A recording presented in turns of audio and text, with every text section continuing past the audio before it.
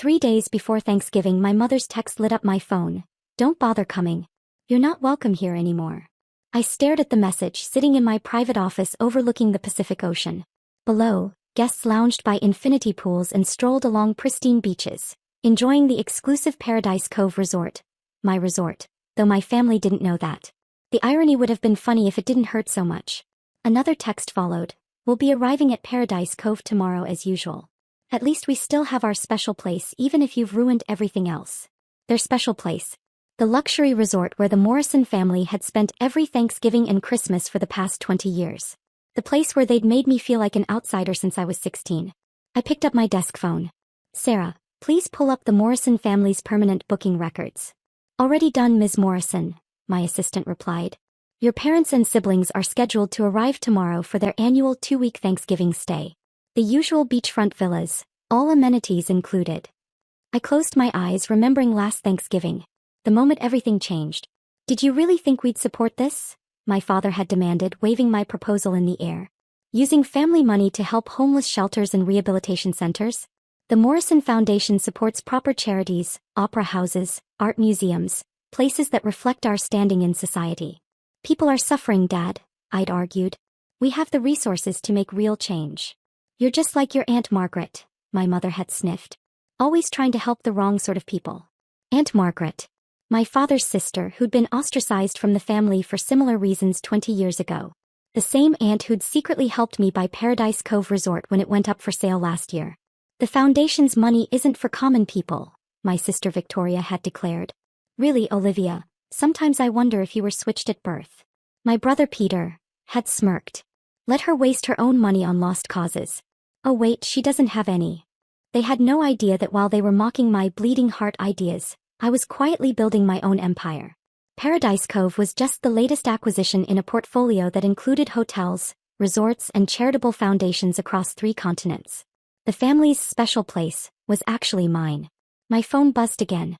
A photo from Victoria. The family gathered in their mansion, planning their Paradise Cove trip. Too bad you'll be spending Thanksgiving alone. Maybe you can volunteer at one of your precious homeless shelters. I smiled, thinking of the changes I'd implemented at Paradise Cove over the past year. The sustainable practices that had cut costs while protecting the environment. The employee education program that had improved service and satisfaction. The discreet homeless rehabilitation program running in the resort's quieter seasons. All changes my family had failed to notice during their visits, too absorbed in their own privilege. Sarah, I called, please connect me to Manager Stevens. Right away, Ms. Morrison. James Stevens, Paradise Cove's manager, answered immediately. Ms. Morrison, what can I do for you? The Morrison family reservation for tomorrow. Ah yes, your family's annual visit. Though they don't know you're the owner, of course. Everything is prepared to their usual specifications. I thought about my mother's text. About 20 years of being made to feel less than. About last Thanksgiving's final rejection. Cancel it. Silence on the line. The entire reservation. Every villa. Every amenity. Everything. But Ms. Morrison, they've been coming here for 20 years. They're one of our oldest. I own Paradise Cove, James. And I'm telling you to cancel their reservation. More silence then, yes ma'am. Should I inform them personally? No, I smiled. I'll handle that myself. I hung up and pulled up my mother's text thread. For a moment my finger hovered over the keyboard. Was I really going to do this? Another text from Victoria popped up. Just packed my designer swimsuits. Can't wait for another perfect Paradise Cove Thanksgiving. You know, where successful people belong. Decision made. I typed, actually Paradise Cove just called. Your reservation has been cancelled. 3 dots appeared immediately. What? That's impossible. We have a permanent booking. Not anymore. My phone started ringing. I let it go to voicemail. Victoria, Dad's calling the manager right now. This is ridiculous. I waited, knowing exactly what would happen next. Within minutes, my father's name appeared on my screen, followed by a text. The manager says the cancellation came from the owner. This is outrageous. We're one of their most loyal customers. I took a deep breath and typed, yes, the owner did cancel your reservation. In fact, she's canceling your permanent booking status entirely. Mom, she? Since when does a woman own Paradise Cove? My hands were steady as I typed the words that would change everything. Since last year. When I bought it. Silence. Then my phone exploded with notifications. Dad, what are you talking about? Victoria, stop lying. Peter, this isn't funny, Olivia. I opened my desk drawer and pulled out the Paradise Cove ownership documents. Snapped a photo. Sent it. More silence. Then from my mother, this is impossible. You don't have that kind of money. You work for some small nonprofit. I laughed out loud.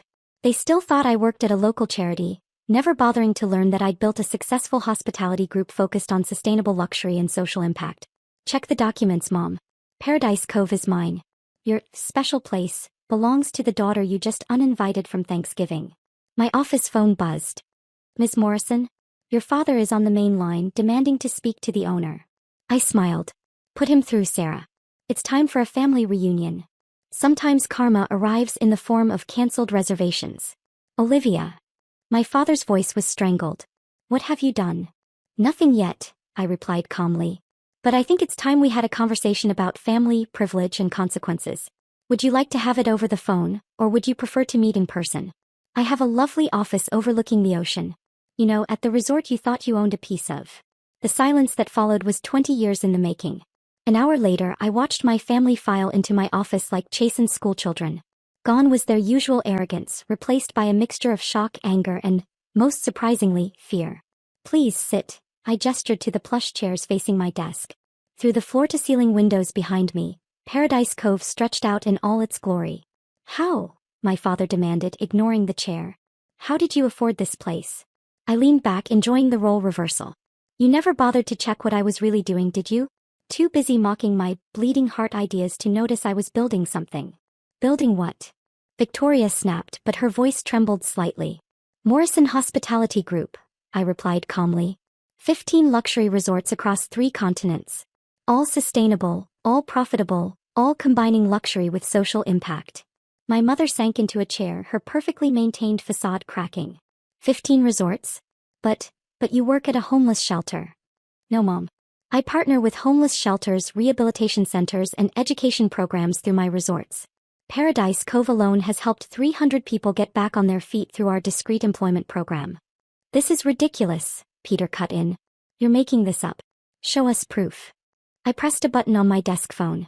Sarah, please bring in the portfolio summary. My assistant entered with a thick folder, distributing copies to my stunned family members. They flipped through pages of financial statements, property deeds, and impact reports. $6 billion in assets, my father whispered, his face pale. Profit margins 40% above industry standard. Turns out social responsibility is good for business, I said.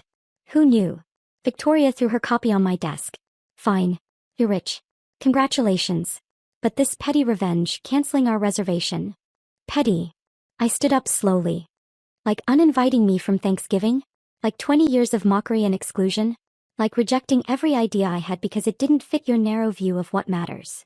We're family, my mother pleaded. Family. I laughed. Was it family when you cut off Aunt Margaret for the same reasons? When you mocked her dedication to helping others? They flinched at Margaret's name. My father's sister, the other family outcast who'd seen potential where they saw weakness. Speaking of Aunt Margaret, I continued, pressing another button on my phone, would you like to say hello? The large screen on my wall flickered to life, revealing my aunt's smiling face. Hello, brother dear. Quite a surprise, isn't it? My father staggered back. Margaret? You're part of this.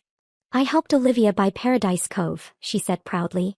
I recognized in her what you all missed: vision, compassion, and brilliant business sense.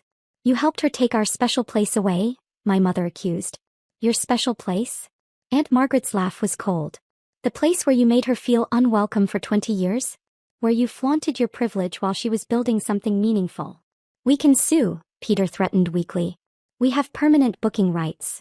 Check your contracts, I suggested. They expired last month. I didn't renew them. Silence fell over the office. Outside, waves crashed against pristine beaches. Paradise continued, indifferent to the drama unfolding in my office. What do you want? My father finally asked. Want? I stood and walked to the window. I want you to understand what you've missed. Not just about me, but about what success really means. I turned back to face them. Paradise Cove isn't just a luxury resort. We've created programs that have helped hundreds of people rebuild their lives. We've implemented sustainable practices that have become industry standards. We're proving that profit and purpose can coexist. And we're supposed to just accept this? Victoria demanded. Accept that you're right and we're wrong? No, I replied. You're supposed to learn from it. To understand that your way isn't the only way. That success can mean more than just money and status. I pressed another button and photos appeared on the screen. People graduating from our training programs. Families moving into homes they'd saved for while working at our resorts. Children attending the schools we'd built in resort communities. This is success, I said quietly. This is what you couldn't see. My father sat heavily in a chair looking suddenly old. I was wrong, he whispered. The words hung in the air 20 years in the making. We all were, my mother added, tears smearing her perfect makeup. Victoria and Peter remained silent, but their usual arrogance had crumbled. So what happens now? Peter finally asked. I sat back behind my desk. That depends on you. Paradise Cove is still hosting Thanksgiving dinner tomorrow. Not just for guests, but for our employees and their families. For the people in our programs. For anyone who needs a place to belong. I met each of their eyes. You're welcome to join us. Not as privileged guests but as people willing to learn, to understand, to change. You'd still have us? My mother asked. After everything? This was never about revenge, I explained. It's about transformation. About showing you what's possible when you open your hearts to something bigger than yourselves. Aunt Margaret smiled from the screen. Your daughter built something extraordinary, James. Something that would make your parents proud, not because of the profit but because of the purpose.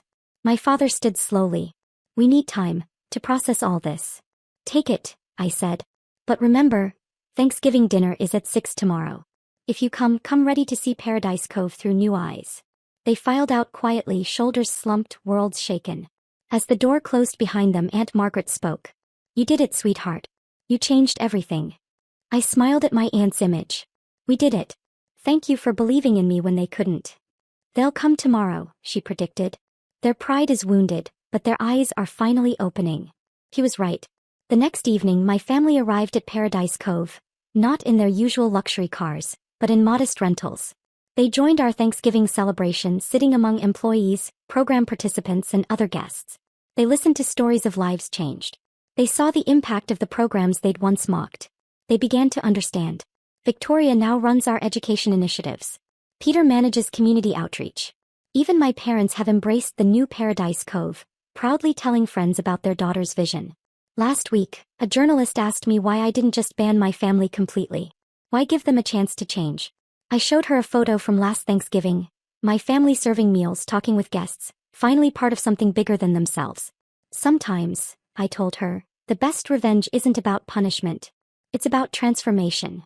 Paradise Cove continues to thrive, not just as a luxury resort, but as a place where privilege meets purpose.